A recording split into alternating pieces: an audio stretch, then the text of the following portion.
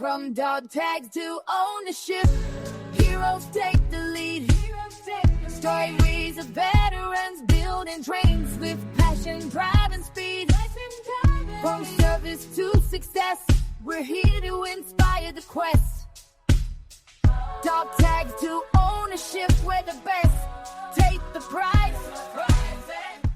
Welcome back to Dog Tags to Ownership, the podcast where we share the stories of military members, veterans, and military-connected entrepreneurs who have turned their dog tags into ownership.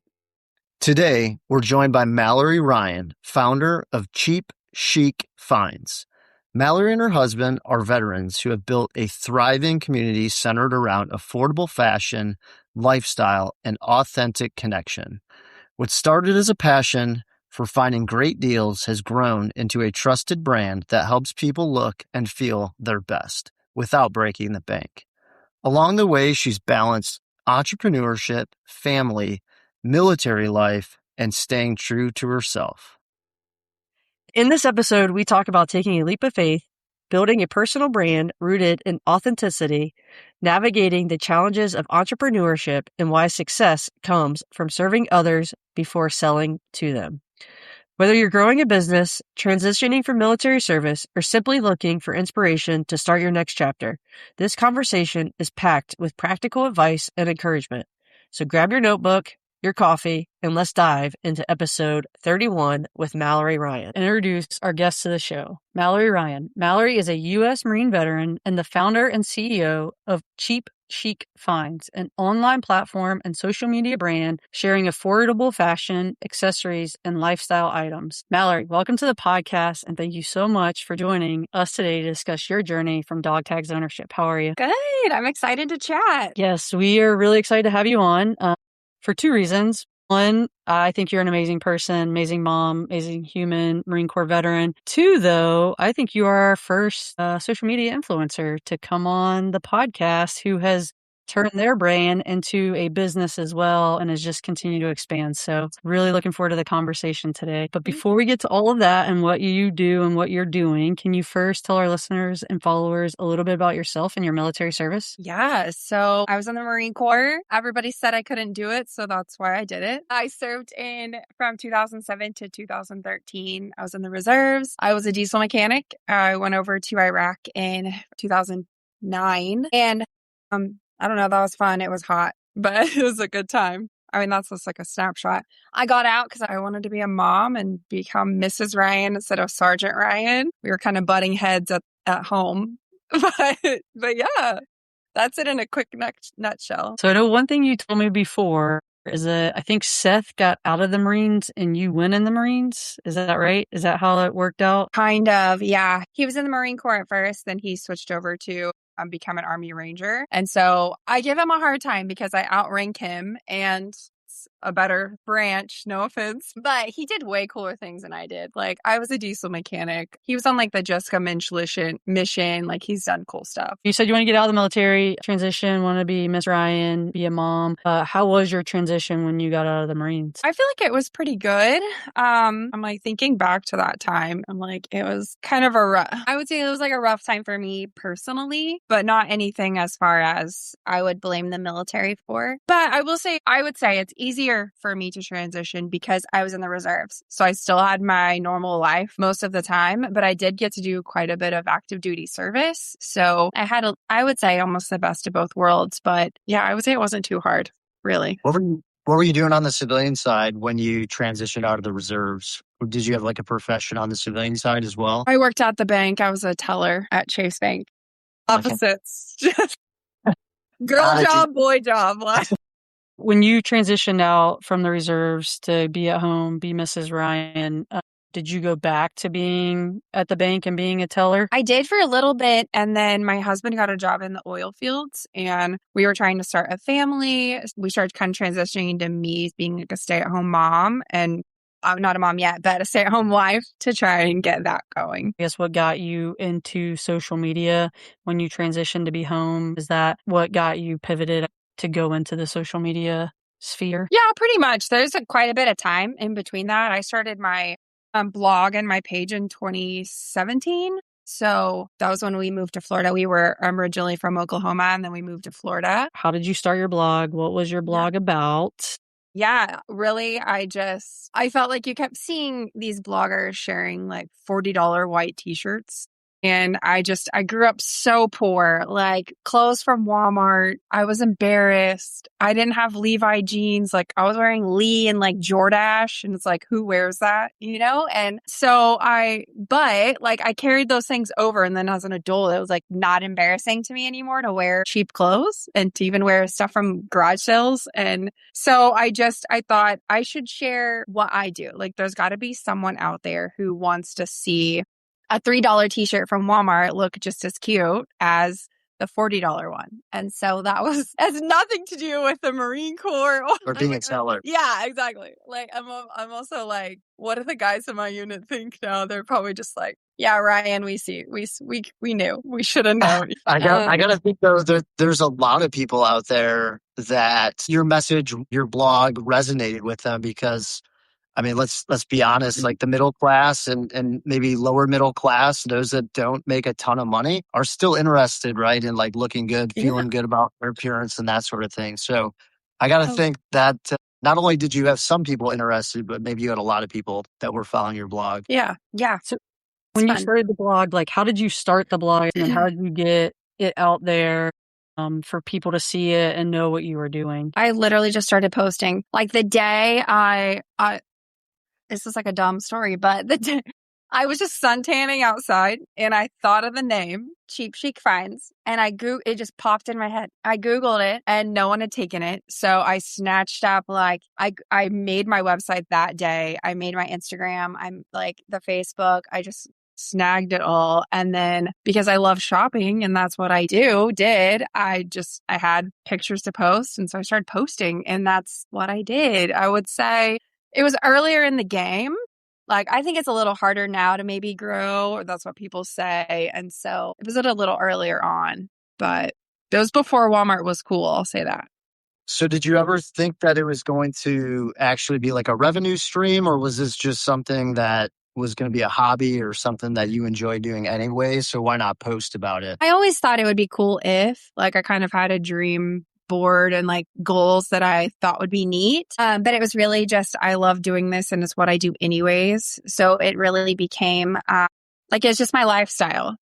And that's like when I would share in my story or share things like I'm going to Disney World, I'm making these recipes. Like I really just leaned into sharing my lifestyle in my story and then sharing my finds like on the post. Yeah, I think that's like the best way when it happens sort of like naturally, organically, whatever. And it's something that you already enjoy doing. So it doesn't really feel like work. Like I think what we try to get out of a lot of the folks that come on the podcast is the purpose, the why, and that it doesn't become a job. Like you don't want it to start to feel so much like a job, but you want to continue to enjoy the process. Yes. And I feel like I've been doing it for so long that I've felt all of that. It felt like a job just a few years, like last year. It was like, oh, like, I know I should be grateful, but man, this is behind the curtain. It's so much, and I think that's a hard space too, because you don't want to sound ungrateful when you're living the dream job that everyone says they want to do. Or you don't want to sound ungrateful for it. There's a lot of glitz and glam, but there's a lot under that too, the reality of it all. But I wanted to say before I forget, to your point about what you want to share with or try to get out of your podcast. Like, I think that it's just important that if you're going to start something that's creative, it's really my advice from what I've gone through is it's really got to be something that is more of like what you do anyway. Like something that either you love doing, that it's a hobby that you're already doing, and all you have to do is kind of like set up the camera and film yourself. That'll just make it feel like you're naturally going to be doing it, is my point. And you're going to keep doing it regardless of the numbers. And I think that's what's important to growing. Totally agree. Yeah. You had the idea, you went inside and you got the website and all that stuff. So had you ever like started a website? Like how did you do that? Like, no, I love the creativity of stuff and just like making things. And so to me, I guess I kind of trust my gut on things, which I look back on my website now and I'm like, wow, that was ugly, but oh well, but I don't know. I just kind of, I'm trying to remember. I think that there's a few bloggers I liked. And so I tried to kind of tweak it to be similar, but not a copy. that's important, is to not copy. But I just went on Wix, man, and I just followed their little thing and changed the colors to pink and added some glitter and zero Marine Corps anything. I know. I'm surprised you didn't have like pink camouflage, like across the top with some glitter. No, that wasn't.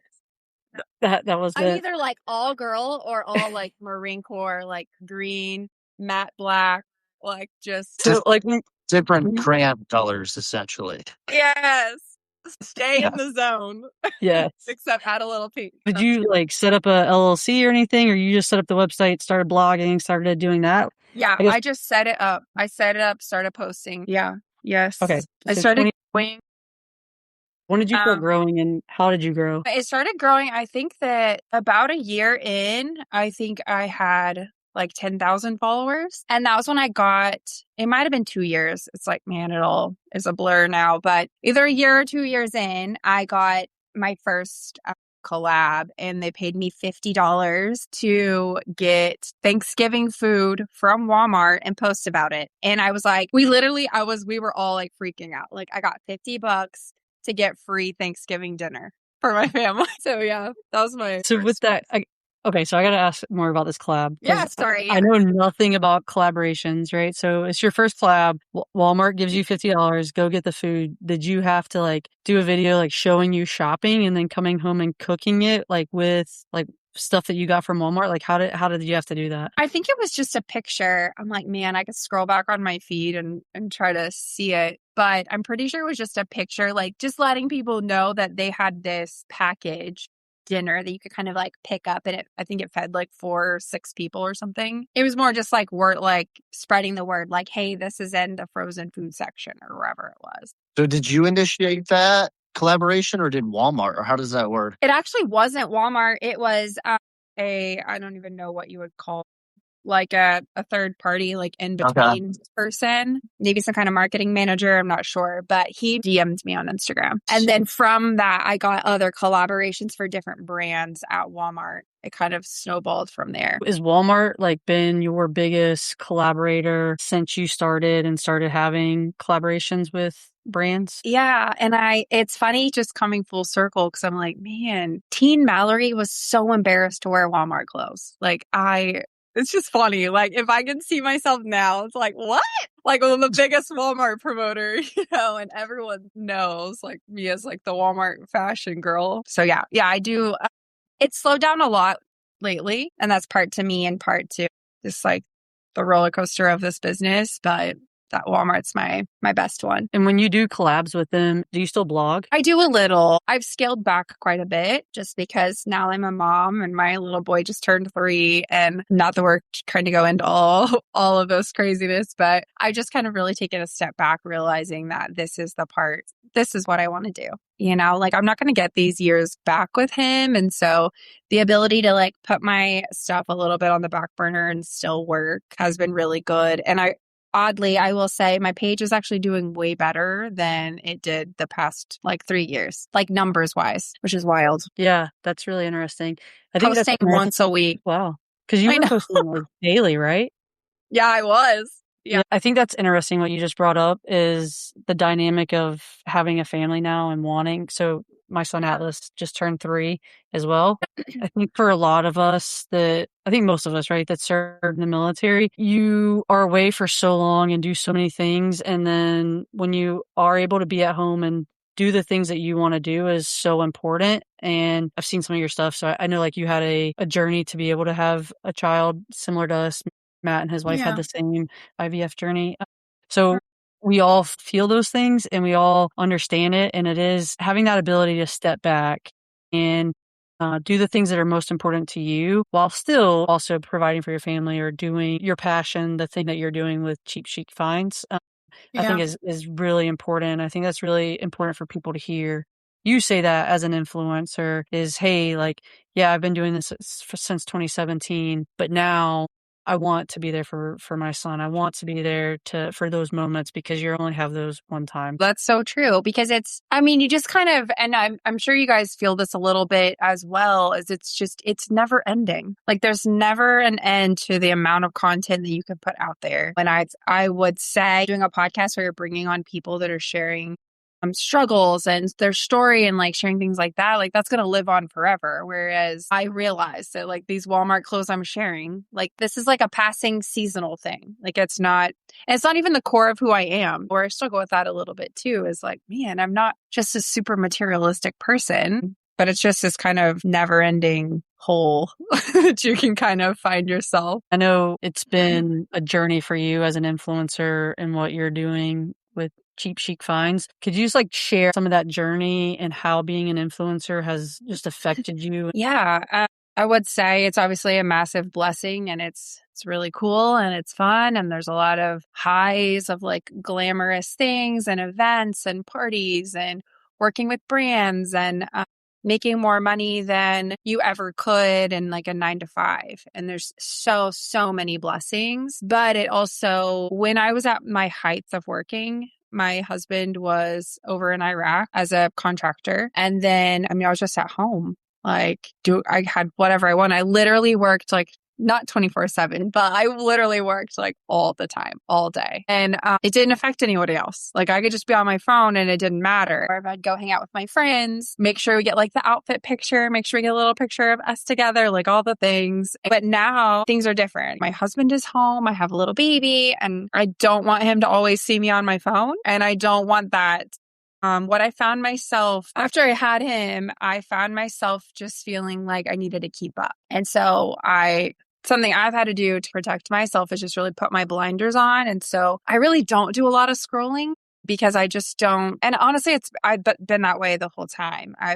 It's important to me to just share what I like, not what necessarily is going viral. But even now, it's like I put my blinders on and really just kind of do what I'm doing and try to follow my intuition and my creativity. But it becomes all consuming. And then you're chasing numbers, you're chasing money, you're chasing collabs, you're trying to find the newest finds before everyone else. Like it becomes consuming and you realize, or I realize, like this isn't the person I want to be. Like I don't want my son to see that and I don't want to be that. And so I think just taking a step back, and we talked about this a little bit before, you and I, but there was even a time where things were super political there for a while. We all remember. And even if you posted something that was good, but wasn't maybe the exact right thing that was being demanded, things were going south. And so that happened to me. I tried to do something that actually made an impact in my community. And I wasn't trying to, I don't know what all the technical terms people are saying these days, but I wasn't trying to like brag or show off. I was just trying to say like, hey, look, social media is social media, but you can also go like do something out in the community with actual people that maybe you work with or whatever. And so I did that and it just ended up backfiring. It was wild because it backfired online and I lost 800 followers from it. Maybe that doesn't sound like a lot, but that was a lot to me. But at my job, it was huge and it was accepted so well. And there's a lot of really good conversations. And I'm just like, man, it was a reality check. Like social media and real life were like not the same at that point in my time. But there's just a lot of highs and lows. And I hope I answered your question and didn't just go off on a rabbit trail. No, you did. Yeah, you definitely, Okay. you answered my question. And Okay. I think that's something, because there's a lot of people out there who are transitioning out of the military or out of the military and are like, oh, I want to go be an influencer. I want to do this or want to do that. But knowing the journey, it's not always what it looks like on social media. There is like you said before we hit record, but there's behind the curtain side of that. Oh, yeah. Those highs and those lows of that journey. And it doesn't just go boom the moment in 2017 when you built the website and started social media and the blog and all that stuff. Over the past 9 years, you've had the highs and the lows to where you are today and able to still have a lot of followers and still are able to get your content out there. And I hope for you at this point, it's back to some of that purpose, that passion that you might have lost a few years ago. Through that journey. When you and Julie were talking, I think both about sort of the professional side and then balancing the family side and having the quality time, which we never get right 100%. Yeah. But I was thinking about a book, and I think it was, I don't know the exact title, but it was about boundaries. And I think it was more about relationship boundaries, perhaps. I never finished it. But where am I going with this? I think that having boundaries, like you said, as far as like not doom scrolling on a cell phone or making sure that we're putting up blocks for our time, for our family, to make sure that when we're with them, it's quality time, right? It's not like, oh, I had dinner with my family and we all stared at our cell phones while we did it, right? But it's like all those things go away and we try to actually talk to each other while we're having dinner. But my point is just prioritizing family and trying to strike that balance with continuing your passion project, but again, having that quality time with loved ones. Yeah. Well, I would say it's just similar to you either hear stories or your parents were this way where they just chase money. They were never around. And you see that and you think like, well, that's not what I want for my family. And I think social media is just the same. What are you chasing? Like, what are you actually chasing? Like, you're just chasing followers. You're just chasing numbers. Like, there's not some like magical necessarily. I mean, yeah, like you might get money, and that obviously money does fix a lot of problems. But it also surfaces who you really are deep down, and that can be a problem. But I would say, like, if you're trying to build something online and you're trying to get a big community, you're trying to have a following, that you have to have a actual real reason deep down. And it has to bring value because nobody's just trying to follow you because you want to be a celebrity. Like, just because you want to be a celebrity doesn't mean everyone else sees that or wants to go with it. And so it's what are you bringing to the table that's value? And I think that's something that's going to keep you going, because it might take you 5 years to grow. And that's why a lot of people quit, too. I think for your page, I will say that when I look at your page and what you're doing, it's all authentic. And something that a lot of people talked about, just go back to Military Creator Con, is being authentic and being yourself. And that's where a lot of military members, we are that way, not using AI to build things, but it's being authentic and being ourselves and using the things that we use in our everyday life. And that's what you do. And that's what you can tell from your page is that authenticity that you bring to show people, hey, these are the things that I like, that I use, and maybe you can use those in your daily life. Yeah. So one thing I do want to bring up though, you have some big news. You were just at the National Social Media Award Show. Yeah, I was. And what did you win? What did you win? Drum roll. I got Best Veteran Fashion Creator of the Year. Right. So everybody, ladies and gentlemen, we have a celebrity on our podcast, Malyri Ryan. So yeah, awesome. where's my crown? I know, where is it? Did you end up going out there? I thought I saw a picture that you did go. Yeah. Okay. I did. Travis called me the night before, literally probably like 10 p.m. He was like, bro, you won. And I'm like, okay, I'm in Orlando with my friends. And we ended up deciding that I should go. It's like a once in a lifetime opportunity. So I flew out the next morning. Yeah. So how was it? It was cool. Yeah. Tell people a little bit about it. So like about the show. And so it's a online vote. I do know that. Yeah. So it was an online vote. And there was a veteran category and then just a civilian category. I don't think they would call it that, but that's what we would call it.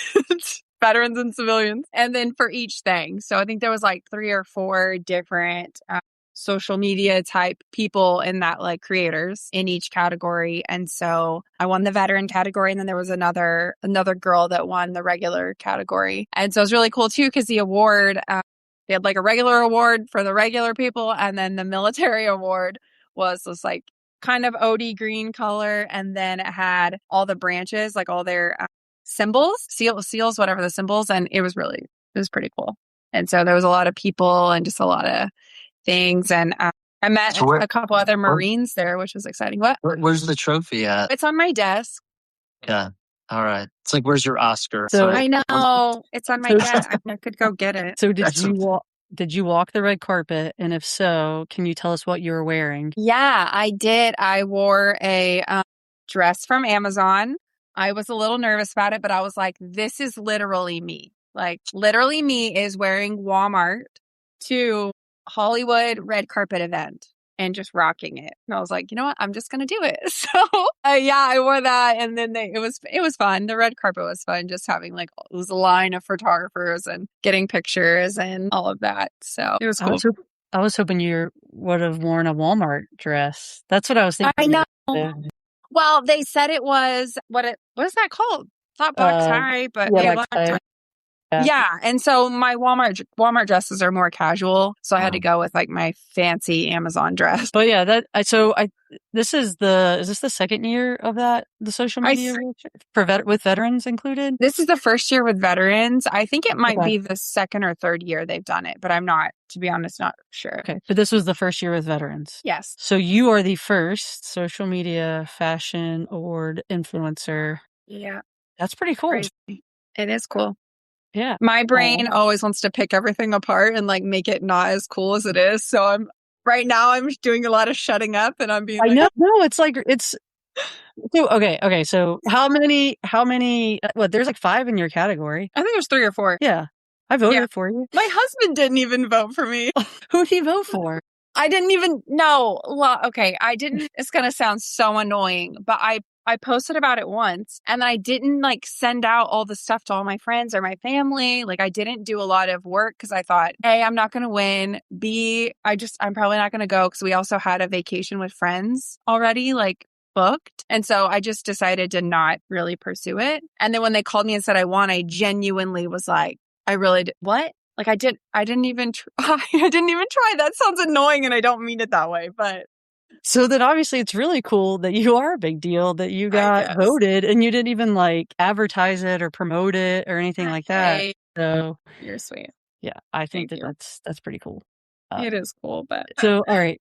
I'll get off of the national media or national social media work. Yeah. Thanks for embarrassing me. You're welcome. But I think you deserve that. That was awesome. That was really cool. And for other people out there, that was a really great event. Thomas Long, he is one of the founders of it, and he's the one that brought in veterans to that show now. So, and our friend Ashley sang the national anthem and blew it out of the water, I heard. So hope to be there. I think we'll be there next year doing some media on the red carpet is the plan. I hope so. Yeah. Yeah. We were supposed to be there this year, but there's just no way I could turn it. Yeah.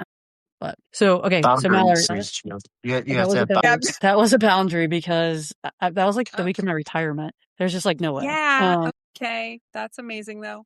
Yeah. Mallory, what would be, I guess, a piece of advice to a military member veteran who is transitioning or thinking about starting a business, starting something from the creative side that you would give them? I really just think, honestly, it's being authentic. I think that trying to copy people, just doing what other people are doing or doing these videos where you're just copying everything that's viral and trying, I'm like, that's not it. I think authenticity is super important. And I think that if you can just remember that even if only 5 people like your video or listen to it or watch it, that doesn't affect the message and what people are listening to. And I'm a Christian, and so I go back to a lot of things like that. And even just when I first started my page, I kept getting excited for the little numbers. Like when my first thing got 10 likes, I was like freaking out about it. I'm like, that's 10 people. And I think you have to remember that the numbers are actually people, and it's a person who took an hour out of their day to listen to your podcast. And that's a big deal. And even if it's not 1,000 people, it's I think remembering that, I would say. Even if it's like 5 on YouTube that watch it. Yes. Not speaking specifically of our podcast, but maybe I am. I mean, look, I think of Jesus, yes. But I think of like Jesus had like 12 followers, right? Like he had 12 people that went, I mean, I'm sure he had more, but the point is like, even then, like Jesus, when he was sitting there preaching to people at these things, like like hundreds of people. And that is a lot, but it's not a lot in the grand scheme. Obviously, none of us or Jesus are trying to attain to be as popular as Jesus is, but just that in the beginning, it wasn't a lot is the point. And he still just shared the message. And I think it's just sharing the message. And I think we get lost in the numbers is my point. You think that because only 5 people watched your video or only one person liked it, that means you're a loser.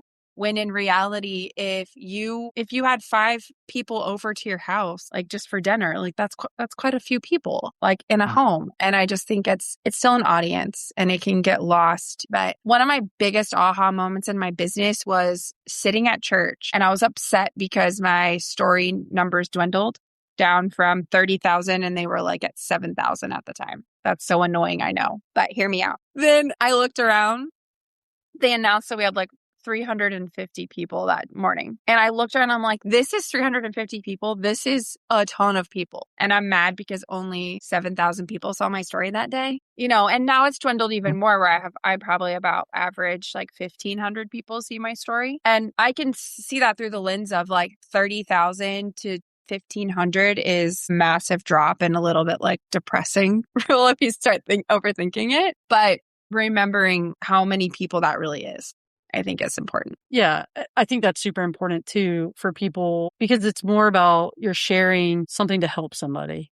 I would assume that you set up Cheap Chic Finds, not only like to share how you were doing your fashion through Walmart and to help people who maybe lower income, didn't have a lot of money, but still like wanted to dress nicely. Is there a story from everything that you've done of someone who's like reached out to you and have said like, thank you, you helped me find these things or do this? And it's just been like that story that's stuck with you and kept you going somewhat?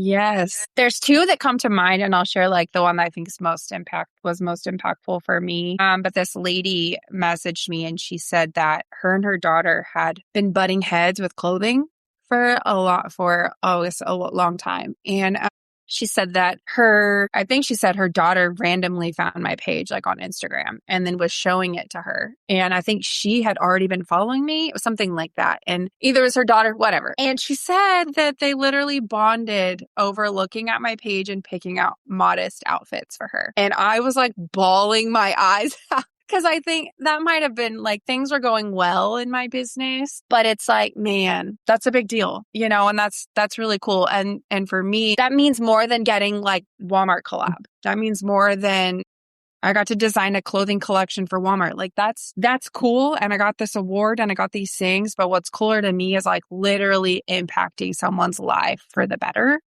That's the real stuff, Yeah. And so Matt and I always say that, we all wore the uniform to serve something bigger than ourselves. And that doesn't change when the uniform comes off. No.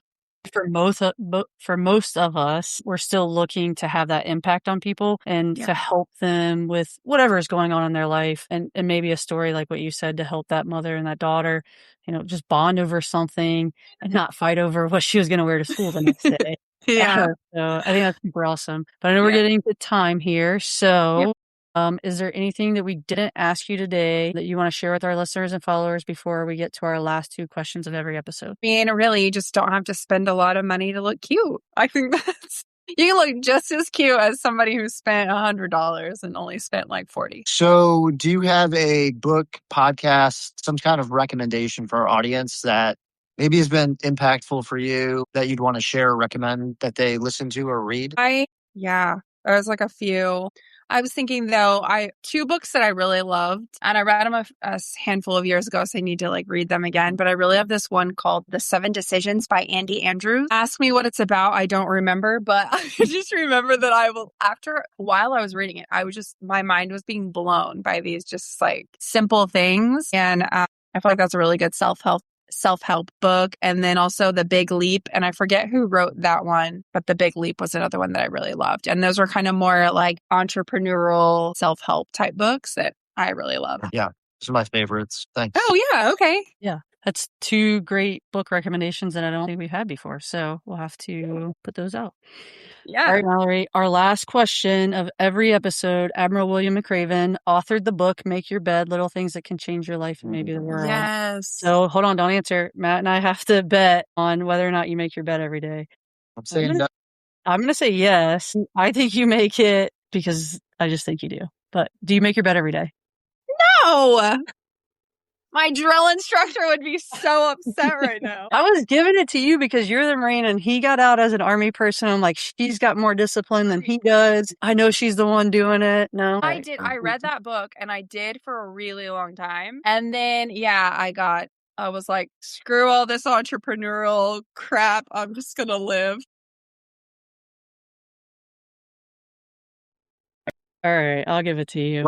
We don't have the exact numbers. I mean, that's probably a job Julie will give me that I probably won't do, but it would be like, how many of our guests have either said yes, that they make their bed, or no, they don't? But what I'll say is, like, we've had tons of successful people on here, regardless of whether they do or do not make their bed. They tend to have good habits that jumpstart their day, right? Whether that's making bed or you have like the same morning routine that just kind of gets your mind right for the day. But I think that's a commonality with a lot of the folks that come on the podcast. We want to say thanks for coming on the podcast. It's been a lot of fun. Just and probably because you're an influencer, but it felt very natural. And thanks for sharing your journey with our audience members. I think it'll resonate with quite a few folks. And it's been a lot of fun. So thanks for coming on. Yes, thank you so much. This was great. What an incredible conversation with Malyri Ryan. Her journey is a reminder that entrepreneurship isn't about having all the answers.